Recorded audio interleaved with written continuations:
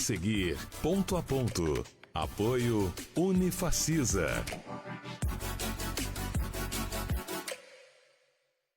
Alô, amigos, um abraço a todos. A nossa conversa da semana é com o ex-deputado federal Pedro Cunha Lima. Pedro é um dos expoentes da chamada nova geração da política paraibana, que tem figuras como Hugo Mota, Efraim Filho e Lucas Ribeiro. Depois de quase 8 anos, Pedro volta ao programa para um papo conosco, que eu tenho certeza vai ser interessante. Eu sou Paulo Roberto, estou na Rede ITA e o Ponto a Ponto está começando.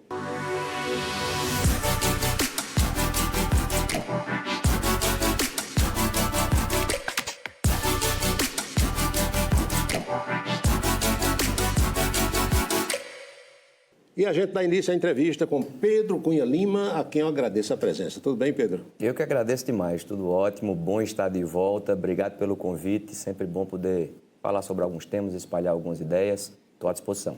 E a turma brinca aqui na redação, esses 2 apóstolos juntos, Pedro e Paulo, olha só. Eu com mais cara, né? Até porque a Semana Santa está se aproximando, de repente você ensaiar aí, dá para fazer o papel de Jesus Cristo. Tenho escutado isso. Uma baixada de Cristo, pois é. Zé Maranhão, que você conheceu, dizia que só não muda de ideia quem é meio maluco. Ele queria dizer com isso que quando você, às vezes, é convencido de que tinha um pensamento equivocado, você pode modificar. Você pensa assim também e os seus pensamentos continuam os mesmos? Penso, não tenho ideia fixa. Eu, inclusive, gosto de estar aberto a perceber as opiniões diversas. Cada um de nós, a gente carrega uma perspectiva, uma maneira de enxergar o mundo, que tem um viés nosso. Sim. E é sempre muito bom poder, receber outras perspectivas. Então, compartilhe dessa visão. Não tenho ideia fixa, gosto sempre de refletir sobre as coisas. No seu entendimento, Pedro, qual é o conceito que a população brasileira e paraibana tem hoje dos políticos? Péssimo. Ruim, não é? Péssimo, péssimo. A gente tem um retrato social muito duro. E uma realidade, a gente não consegue combater desigualdade na proporção que deveria. Ainda hoje tem muita gente que não tem acesso à água. Das nossas crianças, 56% aprendem a ler, a escrever na idade certa, ou seja, metade. A gente não consegue oferecer esse direito básico elementar.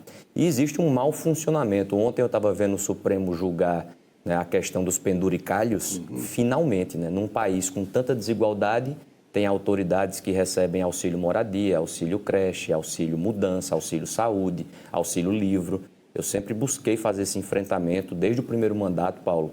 Eu não aceitei ficar com auxílio moradia, com auxílio mudança. Fiz a renúncia da aposentadoria especial de deputado, justamente para tentar adequar melhor essa realidade que precisa de uma mudança mais profunda. É o pensamento do povo, né? Sim, basta ouvir as pessoas. Agora, isso não lhe deixa, digamos assim, mal visto por alguns agentes políticos? Isso lhe preocupa, não? Não, existe de maneira geral. No primeiro mandato de 2015, eu fazia um enfrentamento muito duro também no orçamento da Câmara dos Deputados, que eu considero um exagero, assim como faço, com muito respeito. Eu não estou desrespeitando a instituição, mas eu não acho correto a Assembleia Legislativa receber mais recurso público do que o Hospital da FAP, do que o Hospital do Laureano, equipamentos de saúde pública, do que a UEPB, com todos os seus alunos, todos os seus campi, professores, e esses questionamentos precisam ser feitos. Eu faço com muita convicção, sabe, Paulo? É o que eu acredito, mesmo, o meu pensamento. Por isso que, no começo do primeiro mandato, eu fiquei convivendo com aquele negócio do auxílio moradia. Eu digo, não vai dar para eu ficar recebendo auxílio moradia. Naquele instante, eu, inclusive, residia com meu pai, na residência do Senado. No segundo mandato, aí sim, fui para um outro local. Então, é o que eu penso, as pessoas respeitam esse pensamento, claro que tem, sim, uma cara feia aqui e acolá. Um ou outro ali. Mas tudo bem, o que eu não quero é ser um conformista.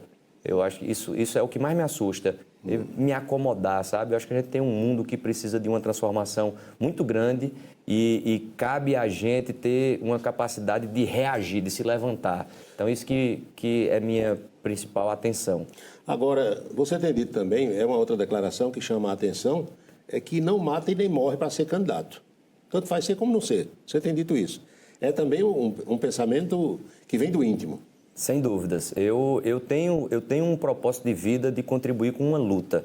E eu sou muito grato à política por ela ter me dado essa sensibilidade de olhar esse mundo ao meu redor e querer fazer a minha parte. Tem uma frase de Chico Sainz que fala que o homem coletivo sente a necessidade de lutar. Então, eu vou estar fazendo um ativismo, eu vou defender a educação pública até o final da minha vida, porque isso dá sentido à minha vida. Agora, não preciso necessariamente, né, botar um broche, sentar numa cadeira, exercer um mandato. Posso ser candidato em dado momento, como fui em 22, num contexto posto ali. Como posso não ser também, participar de outros lugares, militando, apoiando, colaborando com um plano de governo, como eu estou fazendo agora. Enfim, eu não tenho essa coisa de... tenho que disputar a eleição, não. E o que é que você nota desses seus pensamentos em repercussão junto à população, quando você conversa com as pessoas? Existe uma compreensão, de modo geral, com as pessoas que eu encontro espontaneamente na rua e falo um pouco sobre essa minha postura, esse meu comportamento. E, de modo geral, existe uma compreensão, né? A política é um lugar de você servir. É um ofício, um cumprimento de uma função pública. E você nunca vai agradar a todos, né? Você não agrada a todos e, assim, faz parte, né? Cada um tem a sua maneira. Respeito quem a cada eleição disputa sempre, né? Tenho dentro de casa o exemplo do meu pai, do poeta Ronaldo, né? Mas eu tenho uma maneira própria também de ter a minha natureza e de como eu lido com isso. Falar em lidar, como é que você lida com adversários? Você... cumprimenta, dialoga, Sim. Tem aresta de alguma campanha passada ou você releva tudo isso? Não, eu tenho uma relação muito tranquila, serena. Eu gosto de ter paz na minha vida. Eu acho que isso é bom, né? Acho que botar a cabeça no travesseiro e dormir. Né? Não gosto de nutrir sentimento ruim em relação a ninguém. Tenho diferenças políticas muito claras e bem definidas e cumpro o meu papel na vida pública, fazendo o enfrentamento daquilo que eu acredito que precisa ser enfrentado. Hoje, aqui em Campina, eu devo ir a uma escola estadual, onde semana passada recebi uma denúncia que está tendo rodízio de salas. Algumas turmas, em alguns dias da semana, assistem aula online, é o sistema híbrido. E o aluno disse, rapaz, eu estou no ano do Enem, eu não posso eu preciso de aula presencial, esse é o básico. Então, tenho minhas divergências e cumpro o meu papel, mas quando encontro, sempre trato com muito respeito, tranquilidade, enfim. Nas conversas com seu pai, ex-governador e senador Cássio, o que é que vocês dialogam sobre política? Ou não tocam nesse assunto?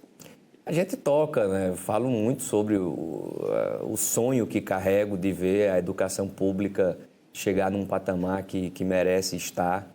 Apresentei para o nosso candidato deste ano, Cícero, né, um conjunto de compromissos para que, eleito governador, a gente tenha aqui na Paraíba um programa de construção de creche por parte do governo do Estado, assim como Pernambuco está fazendo. O Estado tem que construir, equipar, manter no primeiro ano, só depois, quando chegar a ajuda do governo federal no financiamento, é que o governo do Estado sai de cena. A gente conversa sobre política de modo geral, faz parte... Cássio é passado na casca do alho, né? Já teve bons e maus momentos, recebeu muita pancada também, sem né? dúvidas, sem dúvidas. E tem uma história que me inspira muito, fez política com dedicação, com seriedade, com atenção às pessoas. Eu lembro eu criança, meu pai prefeito, a gente saindo de casa... cheio de gente querendo falar com ele na porta e a gente às vezes passava meia hora no carro ali, ele atendendo um por um e quando vencia esse momento ele olhava para a gente e dizia, tá vendo cada um que está ali, são pessoas que merecem a nossa atenção, o nosso respeito, a gente precisa ter a compreensão. Ele fez política, assim como o poeta Ronaldo, com um senso de missão e com muita responsabilidade. Então, eu me sinto um privilegiado de ter tido a formação que tive, tanto do poeta como do meu pai, e me orgulho muito das duas trajetórias. E essa ideia agora de apoiar Cícero foi pensada, medida, pesada, maturada, Pedro? Sem dúvidas, né? Sobretudo escutando a base política que me deu apoio em 2022. Em 2022 eu ocupei essa posição, carregando um sonho de fazer o governo da educação, que para mim deve ser a prioridade. E aí, na eleição para esse ano, eu consultei, né, falei com aqueles que estiveram ao meu lado e a esmagadora maioria, de cada 10 pessoas que eu consultava, 9 apontava que o caminho seria fazer a composição com Cícero. Em todas as pesquisas que se faz no nosso estado, há mais de um ano, existe um nome que lidera todas elas, em qualquer cenário, mesmo quando eu estava como o meu nome à disposição como pré-candidato, o nome de Cícero já vinha liderando. Então, a gente respeita a vontade das pessoas, do povo, a base política que nos deu sustentação. A gente tem tido essa preocupação de fazer política em coletivo. Você acha que Cícero vai ser o candidato de Lula aqui na Paraíba ou não necessariamente? Eu não sei dizer, não tenho nenhum... Eu estou numa posição nacional que às vezes é pouco compreendida. Eu respeito quem defende Lula, respeito quem defende Bolsonaro, mas me dou o direito, e na democracia deve ser assim, de ter a minha posição nacional, que é nem Lula nem Bolsonaro. Eu queria que o Brasil pudesse ter uma alternativa, né, que não fosse nem Lula nem Bolsonaro. Eu acho que faria muito bem a nossa nação virar essa página, focar a nossa energia nos problemas, nos nossos desafios para tornar o Brasil mais competitivo, mais produtivo, com uma educação pública de melhor qualidade, uma saúde pública mais eficiente, um enfrentamento à criminalidade da maneira como a gente tem que fazer, de modo que eu estou mais distante, né, tanto desse polo de Lula como de Bolsonaro. Não sei se for, tem o meu respeito, assim como o Efraim também está na oposição e está aliado com Flávio Bolsonaro, também tem meu respeito. Algum milindre com o Efraim? Não, né? Veja, claro Vocês que... se dão bem, né? Demais. E assim, algo que é muito saudável nesse processo todo, de decisão política e tudo mais, foram as inúmeras conversas que tive com ele, de maneira sempre muito sincera, franca, transparente, ele colocando os pontos de vista que ele tem, eu colocando os meus, né, colocando de uma realidade posta. Então, com ele existe uma relação muito bem estabelecida e preservada. A gente continua no mesmo campo político das oposições, com o mesmo propósito de oferecer à Paraíba uma alternativa. E aí, imagino eu que no eventual segundo turno por aqui, deve estar todo mundo junto. Sem dúvidas. Eu fico na oposição. Comigo não tem surpresa. Eu vou permanecer onde estou desde 2014. São mais de 10 anos que eu faço oposição a nível de Estado aqui na Paraíba e eu vou continuar nesse lugar. Muito bem.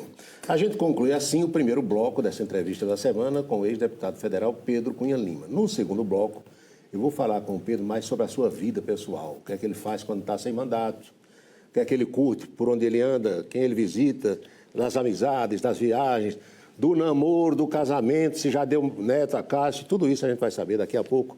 Não saia daí.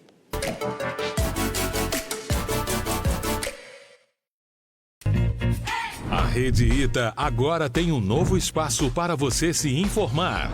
De cultura à política, você vai ficar sabendo o que acontece de forma dinâmica, acessível e com a mesma credibilidade de sempre. E o melhor, com um espaço para sua participação. Acesse redeita.com.br, porque a notícia é o que importa.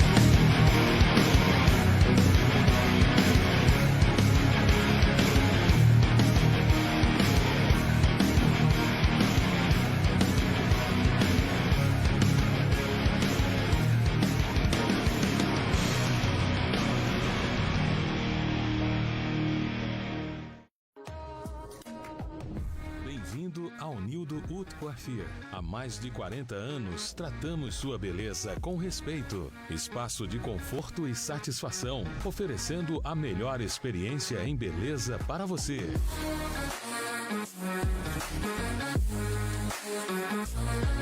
Nildo do Haute Coiffure, em Campina Grande, no São José, Partage Shopping e Heron Marinho, em João Pessoa, no Manaíra Shopping.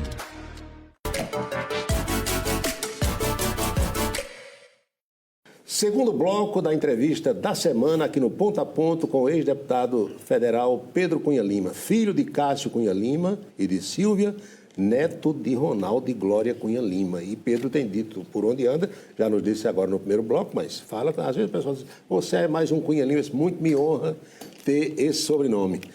Por falar nesse povo todo, como é que está a dona Glória? Tá ótima. Tá. É a melhor cabeça da família. 90 anos, Noventinha. com uma lucidez que é inigualável.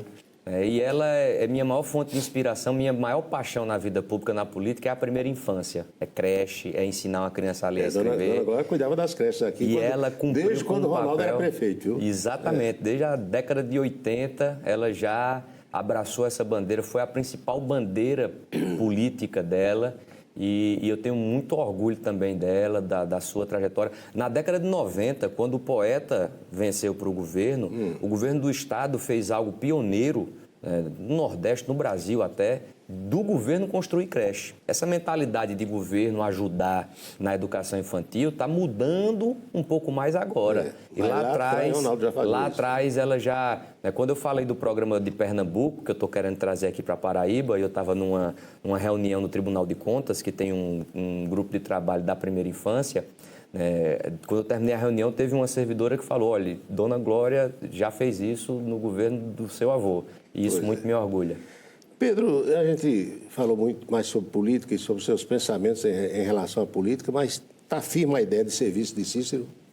Veja, isso é uma construção. Eu sempre coloquei... Cícero Paulo, quer, já disse isso, né? Por ele é você.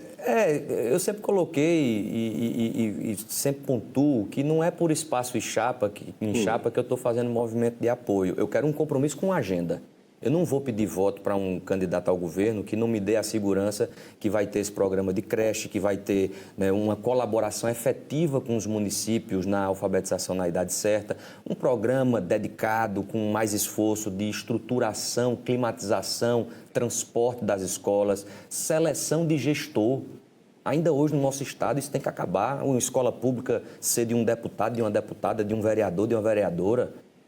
Tem que ter seleção, formação para gestor, educação. Então, eu estou ainda construindo e já estabeleci alguns pontos nessa agenda e é isso que me interessa. Estando ou não na chapa, compondo ou não, o que eu quero é que eleito governador... Existem outras ideias que Cícero incorporou da disputa de 22, como, para dar outro exemplo, da utilidade pública à Granja Santana. Está na hora de ter essa mudança de mentalidade e aquele espaço ter utilidade pública.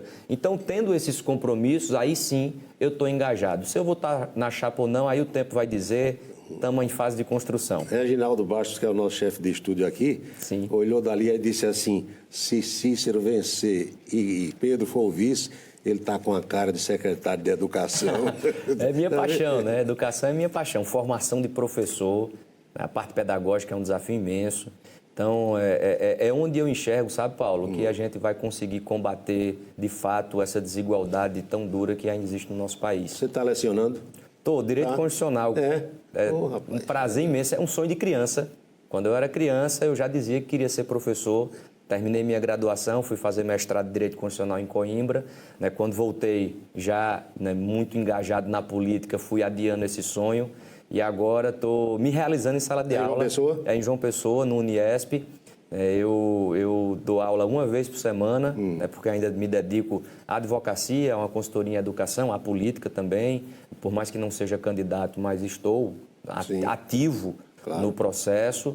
Mas estou me realizando. Dá um trabalho danado, final de semana preparando aula, corrigir prova também dá um trabalho da paixão, né? Mas é uma paixão que eu carrego. Eu aqui acho que tive Zineto Brasil como professor, Aisson Tagino. Grande professor. Foi meu professor também. Eu estava na faculdade de Direito junto com seu pai. Cássio estudou veneziano, Fábio Nogueira. Nós éramos contemporâneos lá da mesmíssima turma. Você no dia a dia, além da aula, além de palestras que profere aqui e ali, de visitas, por onde circula... com quem conversa. Qual é a sua turma, Pedro? Eu tenho bons amigos. Você está com 30 né? aí? 37. 37. 15 de agosto? 15 de agosto, exatamente. Com a memória boa. Tenho bons amigos, né? Eu gosto da leveza da vida, né? Eu gosto de tocar Gosta de cantar, um violãozinho, eu gosto de ler um livro. Fora do mandato, uma das coisas que mudou na minha vida é que eu voltei a ter mais tempo psicológico para ler, né, para me dedicar à leitura. Faz muito bem, né? Faz muito bem, eu adoro, né? Ver uma série, ver um filme, dar uma corrida, atividade física. Namoradorzinho, igual a seu avô. Uma... Ronaldo, quando era solteiro, ele me contava que era muito namorador, né? Não, eu sou casado. Eu tenho uma namorada que sou apaixonado por ela. Mas já tem filho, não? Por ela ainda não, mas é um sonho que eu tenho, ser pai. Talvez o maior sonho da minha vida. Bebericar, assim, socialmente, gosta de tomar uma cervejinha, uma cachaça brejeira? Bebo, mas bebo... Moderadamente. Pouco. Como diz Zé Cláudio, com responsabilidade, né? Até é confundido com chatice, né? Na nossa cultura, muitas vezes está no lugar, vai beber, não sei o quê. Né? É o seu jeito. É o meu jeito. Eu gosto de beber pouco, eu me dou o direito de... Eu fazia brincadeiras homéricas, fazia e faço aí menos agora, né? Com seu tio avô, Roberto. Sim. E nas conversas com o Roberto Cunha Lima, com o seu tradicional pandeiro, aí Roberto me dizia, eu não tinha aproximação com você, nem com o Diogo, nem com o Marcelo. Aí Roberto dizia, o poeta da família é Pedro. Você vai conhecer Pedro, você vai ver que Pedro é um homem que gosta de poesia, gosta de música. Escreve mesmo poemas e recita, como é que é isso? Quando estou sofrendo, geralmente escrevo um pouco mais.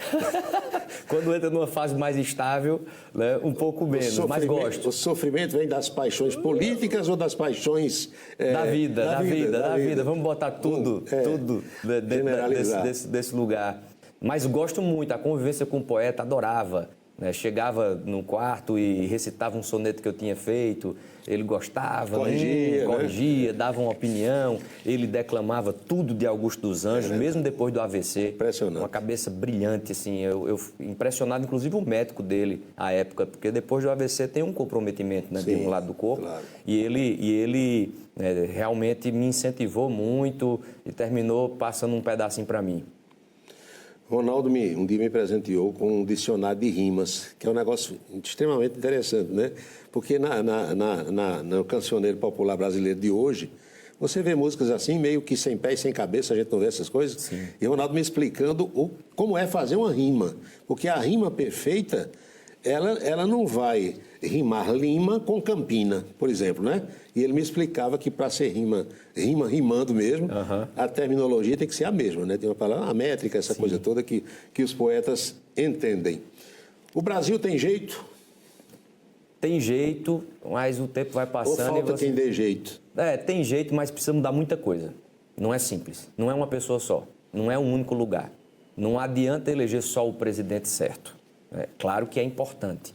Mas a gente tem um funcionamento de país tão emaranhado, né, num mau costume e em péssimas práticas, que para que a gente consiga encontrar essa solução, tem que ter uma mudança de cultura, tem que ter uma mudança de educação, né, em vários lugares, isso tem que acontecer de maneira espalhada. É importante que cada um participe dessa luta, seja como cidadão. Às vezes a gente diminui a importância e o alcance, né, de uma participação cívica num processo de transformação. E eu, pelo contrário, eu acho que toda mudança real começa de baixo para cima. Então, o Brasil tem jeito, a gente tem um país incrível, com pessoas incríveis, trabalhadoras, dedicadas, e que a gente vai, se Deus assim permitir, encontrar um lugar melhor. Agora, você quando fala em mudança na educação, e eu sei que isso é seu mesmo, que você há muito tempo fala sobre isso, a gente não nota, Pedro, pelo menos é essa a minha impressão, um movimento que surja do Ministério da Educação para ir chegando nas escolas, porque hoje a gente conversa com professores universitários, em regra eles dizem assim, rapaz, a turma chega na academia sem saber conjugar um verbo no presente do indicativo, falando errado, escrevendo errado. Esse erro não vem lá da base não, Pedro? Vem da base, por isso que minha principal bandeira é a primeira infância. Né? Esse período do nascimento até a alfabetização é o período mais importante para que a gente tenha uma trajetória escolar de sucesso. Então, não só o Ministério da Educação, acho que todos podem fazer mais. Né? Governos estaduais, governos municipais, governo federal, é isso que eu estou colocando. Tem que ter uma mudança, de fato, né, mais profunda. Agora, tem que acertar no básico. Né? Não pode falhar naquilo que é elementar. Vou dizer de novo, instrumentalizar a educação pública para ser uma ferramenta política, para atender aliados. Um governador do estado, se tiver uma liderança local que chegue para pedir carga em escola para poder botar, instrumentalizar, ele tem que botar um pé na porta. No segundo mandato de João, no começo do mandato, ele trouxe um secretário de Educação, um técnico do Ceará. Não durou 10 meses. A política foi para cima. No primeiro arroz que o governador levou, ele abriu, tirou o cara para atender a demanda da política. Assim não vai. Agora, tem jeito? Tem. Né? Ceará está mostrando, né? De maneira técnica, com compromisso, com engajamento, com lideranças que botam isso debaixo do braço para a gente encontrar as soluções. Isso passa também, a gente percebe, por uma deficiência do docente, né? Há docentes com D maiúsculo que realmente estudaram, mas há docentes despreparados. E muitas vezes você encontra alguém numa aula de matemática que não sabe nada de matemática. Foi para ali porque faltou um outro, eu vejo muito isso também. O erro começa já na seleção. Na Singapura, que é um país referência em educação, existe olheiro de professor. A gente tem aqui olheiro de futebol e é muito bom que tenha, mas tem que ter de professor também. Porque quando um bom aluno está desempenhando bem, o governo já puxa, monitoria, né? Já puxa para ele se tornar professor. Para você ser professor em alguns países, você tem que desempenhar entre os 20% melhores de sua turma. Né? Agora, isso com incentivo, com valorização, com boa remuneração, que é importante, sim, né? Com uma boa graduação, com uma formação continuada, né? Bem feita, bem pensada, com base em diagnósticos, em avaliações. A gente tem ferramentas tecnológicas hoje, Paulo, que nos permite uma série de possibilidades. Né? Então, a gente tem que selecionar os professores de uma maneira, né, mais cuidadosa e incentivando, porque não adianta querer selecionar sem incentivar. São coisas que andam juntas. Tem que formar melhor, tem que formar mais para a sala de aula. A teoria é importante, mas a prática, a sala de aula tem que ter um lugar mais assertivo. Enfim, tem de fato muito por fazer, mas é possível. O Brasil se ressente de professores, né? Carece de professores, a gente sabe. Sim. Né? E eu vejo uma geração, Pedro, eu não sei se é equívoco da minha parte, de jovens que dizem assim, não quero saber de matemática, de física, de química. Como é isso? Porque o sujeito nunca vai pilotar um avião, ele nunca vai conseguir um bom emprego na tecnologia da informação hoje, que dá muito dinheiro e tal, na engenharia elétrica, se ele não gosta de física, nem de química, nem de matemática. Eu acho que teria que ter um estímulo também para a juventude gostar disso, né? Eu não sei se é a didática... Exatamente, né? Assim, é um desafio manter a escola um lugar interessante. Essas mesmas tecnologias que nos colocam possibilidades também faz com que a gente viva num novo tempo, uma nova geração, que tem muita coisa, né, para distrair, tem muita coisa acontecendo, e a escola tem esse desafio de se modernizar cada vez mais para ser interessante, para o aluno ter vontade, conquistando, é sempre um exercício de conquista, por isso que dá trabalho, né? Por isso que envolve tanta gente, não é só uma pessoa, ou uma política pública, ou um programa. Aquela Rastafari que está sentada ali, Natália, que é a nossa chefe do Estúdio Produtora, ela disse que você tem 40 segundos para, diante daquela câmera, deixar sua mensagem ao final desse programa de hoje para os nossos telespectadores. Agradecendo por esse espaço, né? A mensagem é que cada um possa fazer parte dessa corrente de transformação, né? De acompanhar a política, de ter um olhar crítico. Não precisa ser candidato, pode ser candidato, mas ainda que não seja, né, é importante esse ativismo, essa construção de um olhar crítico, de um pensamento crítico que nos leve a um lugar melhor. Agora, como a gente sempre faz com todos os convidados que já vieram ao programa e retornam, vamos mostrar a imagem de você aqui em 2018, para você dizer se a gente estava mais bonito lá ou se estamos mais bonitos hoje. Por favor, olha lá. Bacana. Eu vou puxar para hoje, né? Mas vai ter que... Tem muita gente que fala que esse meu cabelo, tira essa tiara, corta esse cabelo, né? Talvez para esse público vai preferir essa foto aí. Aqui tem a votação na redação, as meninas disseram que nós estamos mais bonitos hoje. Coisa boa. Agradecemos, a gentileza. Pedro, muito obrigado, viu, por ter vindo ao programa. Eu que agradeço. É sempre bom receber aqui, Paulo. Tá? E a você de casa, o nosso melhor agradecimento, saudando a vocês todos do Sertão, da região de Patos e de Souza. A gente marca encontro para o próximo Ponto a Ponto. Felicidades para todos e até lá.